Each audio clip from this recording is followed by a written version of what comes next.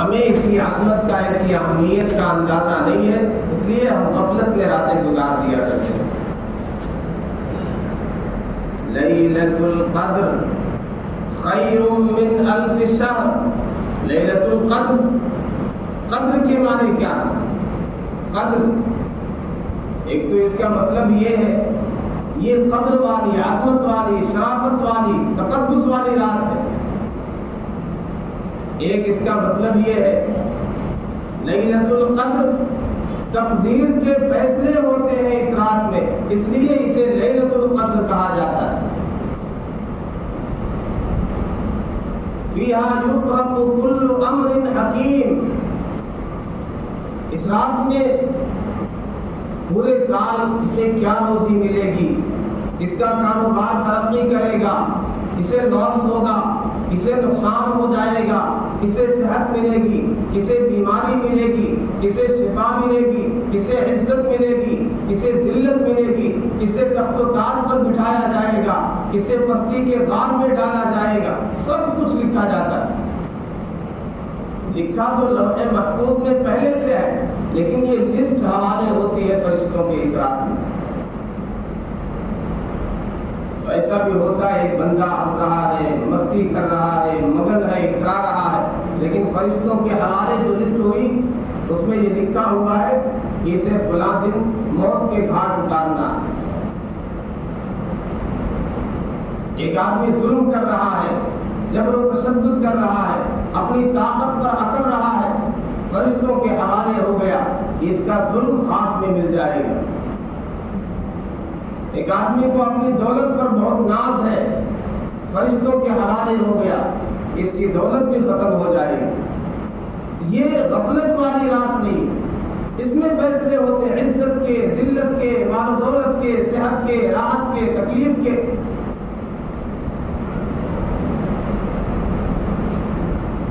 اس کا ایک مطلب یہ بھی بیان کیا گیا، لیلۃ القدر، قدر کے معنی تنگی کے۔ یہ رات فرشتے اتنی کثرت سے نازل ہوتے ہیں اس رات میں کہ زمین تنگ ہو جاتی ہے۔ ریت کے ذروں کی مقدار، اس سے بھی زیادہ فرشتے آسمان سے اترتے ہیں زمین پر اس رات میں۔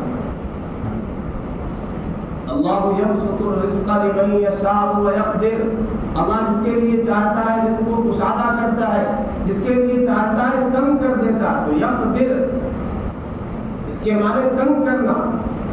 بعض علماء کہتے ہیں اس لیلۃ القدر کو لیلۃ القدر اس لیے کہتے ہیں کہ یہ رات زمین تنگ ہو جاتی ہے، فرشتے اتنی کثرت سے نازل ہوتے ہیں، زمین پر اترتے ہیں۔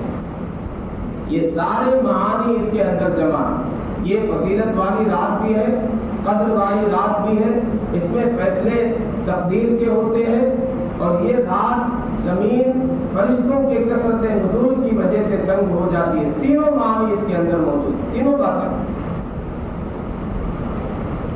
لیلۃ القدر خیر من الف شہر، یہ شب قدر، یہ لیلۃ القدر 1000 مہینوں سے زیادہ بہتر ہے، 1000 مہینوں سے زیادہ بہتر ہے۔ اتنی عظیم رات ہے، 1000 مہینے، تقریباً 83-84 سال ایک رات کی عبادت، ایک رات میں، صرف ایک رات میں کسی نے عبادت کی، ایسا ہے جیسا 84 سال تک عبادت کرتا۔ کتنا ثواب عطا کیا جائے، ایک رکعت ہزاروں رکعت سے افضل ہو جائے گی ثواب کے اعتبار سے،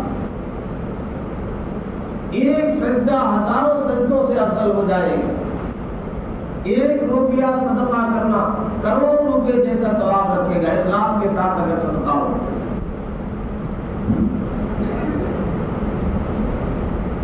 10 گھنٹے کی رات ہو رہی،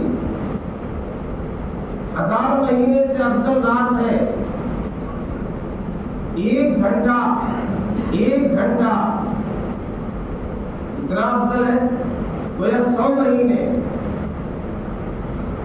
کتنی بابرکت رات ہے۔ اور ہم اس چکر میں پڑے رہتے ہیں، 21ویں ہے کہ 23ویں ہے، کوئی کہتا 27ویں ہے۔ حضرت دو عالم صلی اللہ علیہ وسلم نے متعین نہیں کیا، فلاں صاحب نے کہا 27ویں ہے، فلاں نے کہا 27ویں ہے۔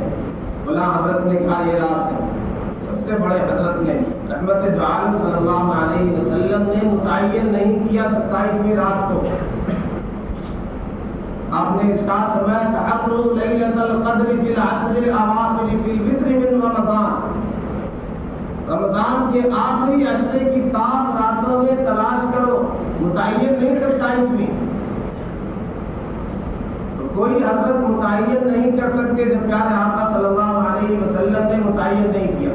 اور رمضان میں گھومتی رہتی، کیا پتا کون سی شب ہو جائے. عقل مند وہی ہے، سمجھدار وہی ہے جو پورے عشرے کو جاگ کر کے گزارے، بالخصوص طاق راتوں کو جاگ کر کے عبادت میں گزارے. اگر یہ رات چاہیے، اگر اس کی برکتیں حاصل کرنی ہے، اگر اس میں فیضیاب ہونا ہے، زیادہ سے زیادہ ثواب حاصل کرنا ہے، تو تمام طاق راتوں کو جاگ کر کے گزارے. لیلۃ القدر خیر من الف شہر تنزل الملائکہ، ملائکہ اترتے ہیں، والروح، جبریل امین بھی اس رات میں اترتے ہیں. جو انبیاء کے پاس آیا کرتے تھے، وحی کا نور لے کر کے آیا کرتے تھے، وہ اس رات میں نازل ہوتے ہیں. اور فرشتوں کے ہجوم کے ساتھ ان کا ایک جمع غفیر، ریت کے ذرات سے زیادہ فرشتے اس رات میں نازل ہوتے ہیں. کیوں؟ ہمارے لیے دعا کریں، ہمیں سلام کریں، ہمارے لیے استغفار کریں، اور ہم یہ رات غفلت میں گزار دیں. اس رات بھی فلاں جگہ پہ یہ بٹتا ہے، وہاں بریانی ملتی ہے، وہاں آئس کریم بٹتی ہے، اسی چکر میں رات گزار دیں. کھانے پینے کے چکر میں، لہو و لعب کے چکر میں، گھومنے کے چکر میں یہ رات گزار دیں. کتنی بڑی حماقت ہے. سلام ہی حتی مطلع الفجر، یہ رات سراپا سلامتی ہے. یہ نہیں کہا گیا کہ سلام فی، اس میں سلامتی، سلام ہی، یہ رات سراپا، یہ پوری رات سلامتی، یہ خیر والی ہے، برکت والی پوری رات. سوال یہ ہے اس رات میں افضل عمل کیا ہے؟ سب سے افضل عمل اس رات میں کیا ہے؟ بہت مشکل ہے. سب سے افضل عمل مغرب کی نماز جماعت کے ساتھ پڑھنا. سب سے افضل عمل عشاء کی نماز جماعت کے ساتھ پڑھنا ہے. فرض ہے، اس سے افضل کیا عمل ہو سکتا ہے؟ اور ہم افطار کے چکر میں مغرب کی جماعت چھوڑ دیتے ہیں. اب جو ایام رہ گئے یہ طے کر لیں، یہ عزم کر لیں کہ انشاءاللہ جماعت نہیں چھوڑیں گے. نماز چھوڑنا تو درکنار، جماعت بھی نہیں چھوڑیں گے. افطار مختصر کریں گے، مسجد میں آ کر کے کھجور سے ہی افطار کر لیں، لیکن جماعت نہیں چھوڑیں گے. اگر اس رات کی فضیلت کو ہمیں حاصل کرنا، اگر یہ چاہتے ہیں بابرکت رات اس سے فیضیاب ہو جائے.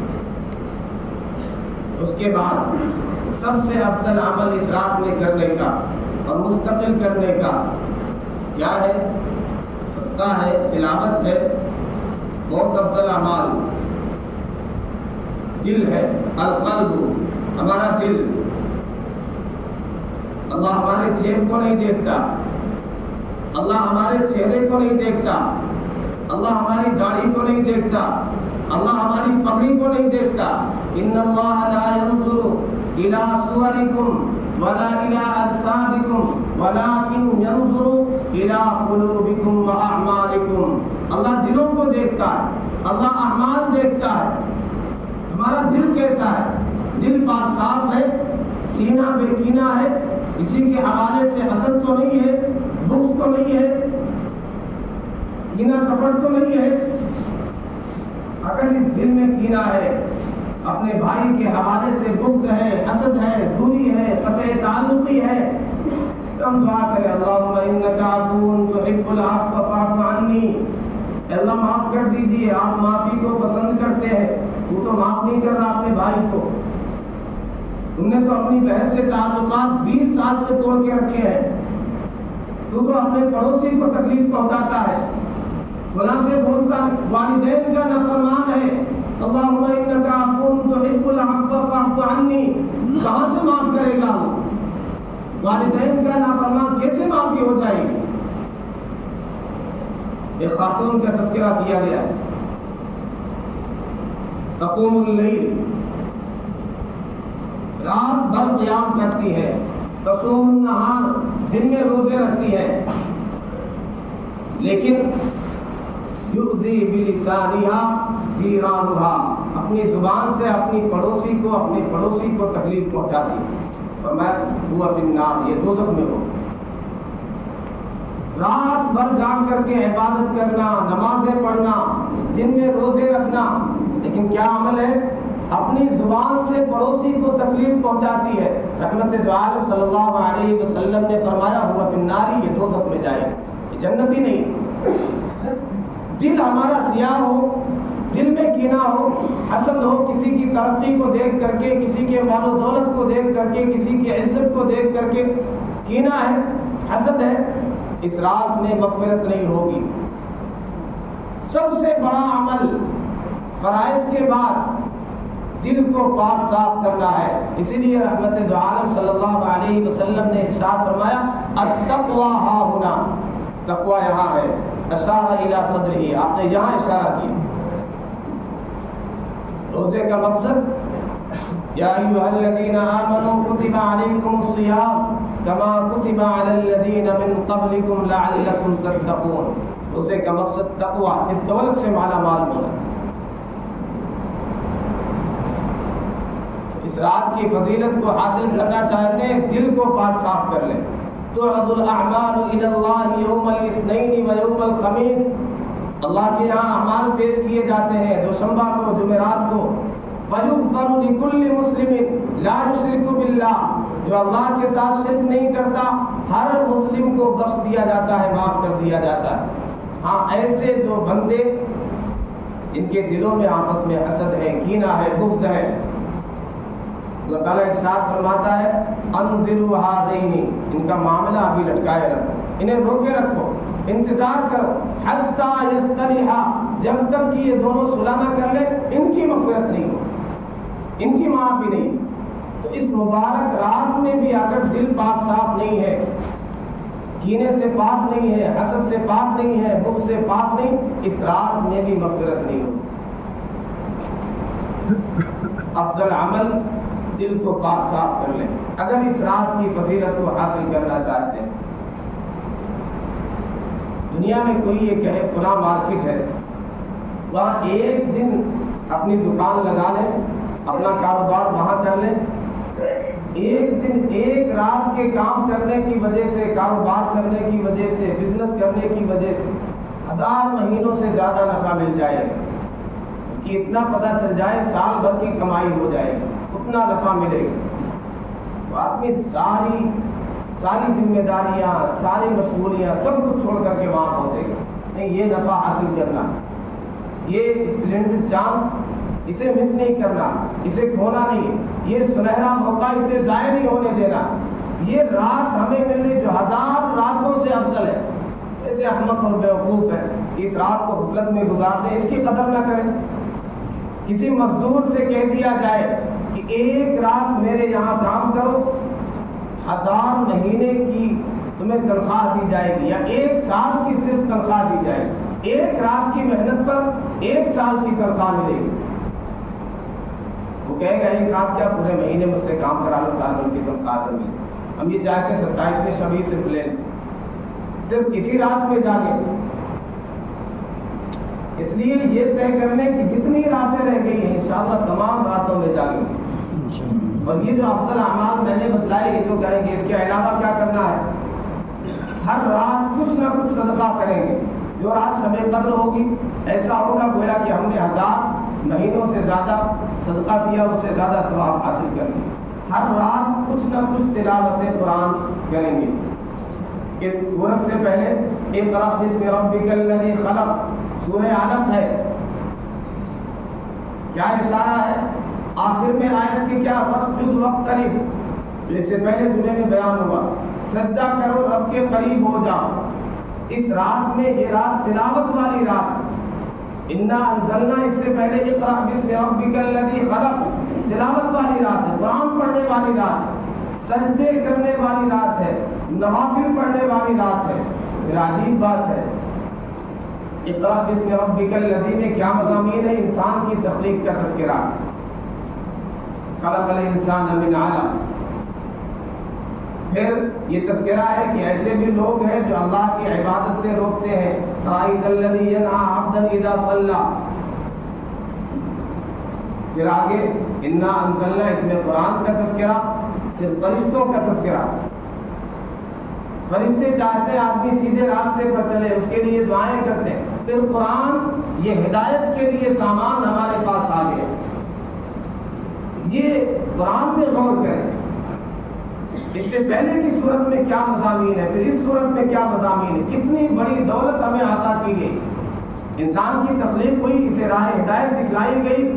ایسے بھی شریر لوگ ہیں انسانوں اور جناتوں میں سے جو نہیں چاہتے سیدھے راستے پر چلیں، اور اللہ والے فرشتے، اللہ کے نیک بندے، انبیاء، صالحین کیا چاہتے ہیں؟ ہم سیدھے راستے پر چلیں۔ اس کے لیے ہمیں قرآن جیسی دولت دے دی گئی کہ سیدھے راستے پر تمہیں چلنا ہے۔ شب قدر جیسی عظیم رات دے دی گئی کہ تمہیں اپنے رب سے اپنا معاملہ ٹھیک کرنا ہے۔ اس لیے سب سے افضل دعا رحمت دو عالم صلی اللہ علیہ وسلم نے سیدہ عائشہ رضی اللہ عنہا کو سکھلائی، وہ کیا ہے؟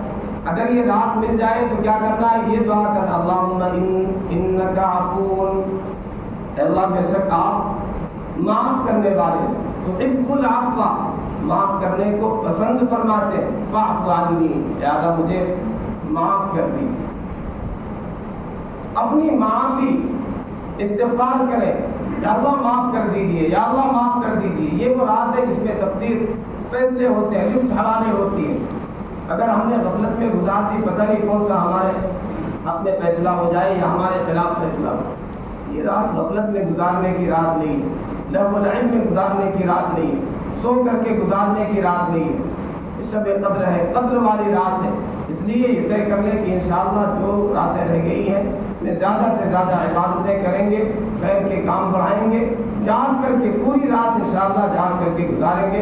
اللہ تبارک و تعالی کہنے سننے سے زیادہ عمل کرنے کی توفیق عطا فرمائے، شب قدر کی دولت ہم سب کو مرحمت فرمائے۔ وآخر دعوانا الحمدللہ رب العالمین۔